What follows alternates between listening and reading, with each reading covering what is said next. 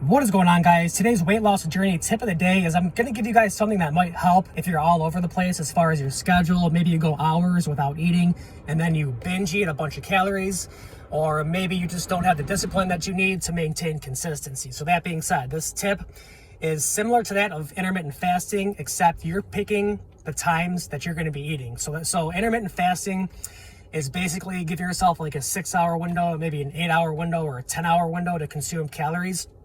Well, this method, like I said, gives you more flexibility because you're picking your schedule that works for you, especially if you're all over the place. And like I said, if you tend to go hours without eating and then you binge eat a bunch of calories. So what I want you guys to do is figure out blocks of times at breakfast, lunch, and dinner that work for you as far as the times you'll be eating those meals. So maybe breakfast, that might be from like 5 a.m. to 7 a.m. Maybe lunch, that might be from like 11 a.m. to 1 p.m. And then maybe dinner, that might be from like 5 p.m. to like 7 p.m. Now you're giving yourself blocks and little tiny windows because your schedule might be different from day to day, but it's going to give you guys enough flexibility to where it's something you can stick to. Now, that being said, I use the same thing for snacks between meals. So maybe between breakfast and lunch, that window might be from like 8 to 10. Maybe between lunch and dinner, that window might be from like 2 to 4, etc. Okay? The next thing is to make sure you're in your calorie deficit, obviously, because you got to be in a calorie deficit to lose weight. And I want you guys to divide the amount of calories you need to lose weight into these meals and snacks.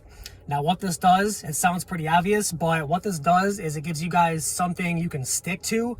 You're planning ahead of time. You're not just winging your weight loss journey. And if you stick to it, then you're developing the habit of being consistent.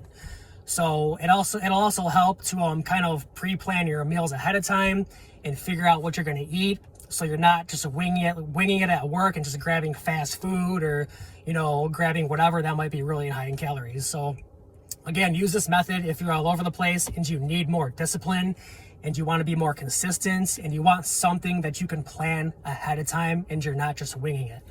So anyways, it sounds obvious, but, you'd be surprised at the amount of people that just try to wing weight loss journeys and then, they're not sure why they didn't succeed. So try this method if you're scattered and you're all over the place because it'll probably help.